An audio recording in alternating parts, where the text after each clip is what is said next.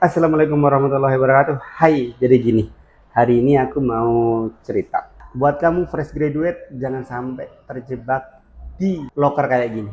Jadi gini, guys. Beberapa waktu yang lalu, 2 tahunan yang lalu kalau nggak salah sebelum aku di sini, aku kan pernah ngelamar pekerjaan di beberapa tempat. Salah satunya yang mau aku ceritakan ini. Aku ngelamar pekerjaan sebagai content creator di salah satu pujasera di Malang.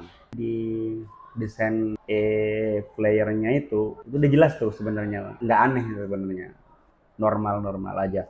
Cuman pas nyampe ternyata kita di interview terbuka, ada sekitar 6 apa 7 orang, 6 orang kalau nggak salah, 7 orang di interview terbuka di satu tempat gitu.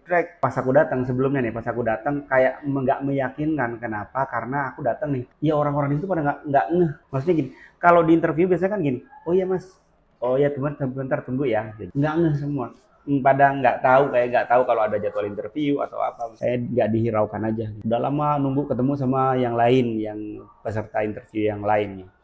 Terus kita akhirnya datang semua komplit, ketemulah sama si mas-mas ini yang ternyata baru ketahuan nantinya kalau ternyata mas-mas ini ownernya. Kita dimasukkan di sebuah ruangan. Ruangannya itu kayak tempat studio model gitu deh. Maksudnya bukan wah ya, cuman ada kaca-kaca di sebelah sana. Jadi aku pikir itu kayak studio model gitu. Kita di interview terbuka. Mungkin bagi teman-teman ada yang tahu ya di interview terbuka mungkin ya, cuman aku kok baru tahu gitu interview terbuka gitu. Jadi kita ditanya satu-satu, kamu gini gini gitu. Ya gue jawab saja sekenanya. Yang ditanya apa ya tak jawab. Kemudian di sesi akhir video dikasih challenge kita, bahwa dalam sekitar seminggu dikasih challenge untuk membuat video tentang tempat usahanya itu. Dibikin video iklan, spesifikasinya begini begini begini, aturannya begini, udah jelas, oke. Ditekankan, dikasih tahu juga bahwa challenge video itu tidak ada kaitannya dengan diterima atau tidaknya di tempat itu sebagai karyawan nantinya. Jadi nggak ada kaitannya ya. Dan challenge itu nanti berhadiah, akan dipilih 3 orang, katanya begitu. Oke, udah dong. Aku nunggu sekitar berapa, 3 bulanan kalau nggak salah. Dapatlah WA di interview tahap kedua. Dan kejutannya dari sini dimulai. Ternyata ketemu di tempat yang tadi lagi, di tempat yang interview awal. Cuman bukan di belakang.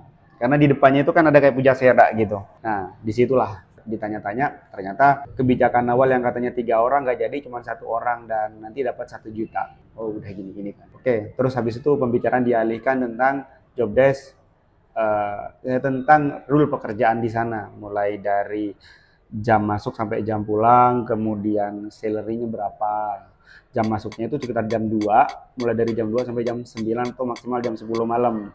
Kemudian pekerjaannya itu bisa di situ atau juga keluar kota, bikin perjalanan keluar kota sebulan mungkin 1 atau 2 kali gitu keluar kota katanya. Kemudian salary-nya tuh 1,5 buat aku waktu itu ya, 1,5. Oke. Terus cuman terlalu istilahnya kalau orang Jawa bilang lamis ngedabrus gitu lah.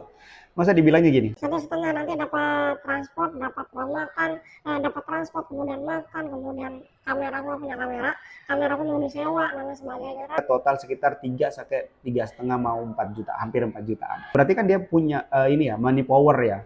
Cuman aku mulai ragu. Kenapa? Ragunya begini, pas aku nanya, Mas, Pak, misalnya nih ada lensa khusus, karena lensa saya kan standar nih, ada lensa khusus yang dibutuhkan, misalnya seperti tele atau lensa-lensa apa, untuk dibutuhkan kemudian harus sewa, itu seperti apa? Jawabannya begini, dimaksimalin. Sambil mikir gini, mikir terus ngeliatnya ke sebelah kanan lagi. Dimaksimalin aja yang ada, Mas, sementara. Gitu. Hah? Sewa kan paling cuma berapa puluh sih, 60, 60, 70 nggak pakai. Iya kalau misalnya lensa yang gede, yang 70 200 yang gede gitu, mungkin ya berapa ratus gitu. Kemudian ini 1,5 nih ya. Ternyata aku itu tidak bekerja hanya di situ. Si ownernya ini punya beberapa cabang usaha, total sekitar 5 dan 6-nya di situ. Ya kali kan 6, 1,5. Oke, dibilangnya 3 juta sana, itu kan uang makan. Berarti kemungkinan dalam bentuk makanan kan. Atau transport mungkinlah 20-50 ribuan. Jadi aku harus bikin konten. Nggak masalah kalau misalnya runut, ada panduannya. Lanjut, kejutan berikutnya adalah pas aku tanya, Pak, berarti ini rundownnya untuk jadwal uploadnya seperti apa? Apa saya bikinkan konten plan dulu berarti ya Pak untuk ini? Oh enggak Mas, nggak perlu konten-konten apa gitu, nggak perlu. Pokoknya misalnya saya minta, oh ya hari ini kayaknya video ini bagus, bikin, harus selesai.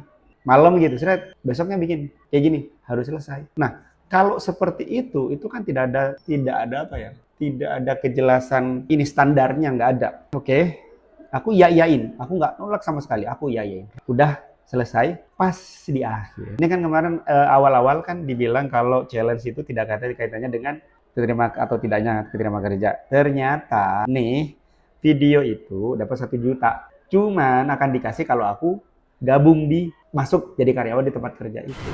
Ya kali 1,5 harus menghandle sekitar 6 unit usaha yang ownernya kayak gitu, enggak banget. Buat teman-teman nih ya, teman-teman fresh graduate, boleh, wah aku dapat keterima kerja nih, wah ini. Kalau menurut aku sih beberapa hal yang harus dipertimbangkan. Yang pertama, jarak antara tempat tinggalmu dengan kerja. Kalau misalnya jauh ya mungkin dicarikan solusinya. Kamu harus ngekos atau enggak. Kalau nggak ngekos berarti uang bulanan itu akan kepotong tempat kontrakan atau kosmu itu. Kemudian uang makan itu juga harus diperhatikan. Masalah uang makan nih, uang makan sama transport, nanti aku punya cerita lain di tempat kerja yang lain nih, yang juga. Nah, selain itu job desk yang jelas, job desknya apa dan lain sebagainya gimana. Boleh mungkin teman-teman berpikir bahwa nggak apa-apa deh buat cari pengalaman, itu oke nggak masalah. Cuman kadang nih ya, perhatikan ketika orang bilang nggak apa-apa nih, cuma cari pengalaman. Terus perusahaan melihat kamu punya potensi yang bisa dimanfaatkan secara gratis, itu pasti akan dibuat aturan-aturan tertentu yang mungkin akan memberatkan atau akan menyulitkan ketika teman-teman harus mau keluar gitu. Jadi buat teman-teman yang fresh graduate, diperhatikan benar-benar, saran aja sih dari aku, nggak maksud menggurui, hanya sharing pengalaman yang pernah aku alamin. Dari info lokernya itu seperti apa yang tertera, kemudian cocokkan pada saat interview sama apa enggak. Kalau nggak sama, ada kemungkinan yang lain akan bleset-bleset semua kayak gitu. Terus salary dan lain sebagainya juga harus diperhatikan. Itu saja curhatan hari ini. Mungkin ada yang bermanfaat juga atau mungkin hanya tontonan hiburan saja. Ya itu terserah penilaian teman-teman. Akhir kata, assalamualaikum warahmatullahi wabarakatuh. And hasta la vista, baby.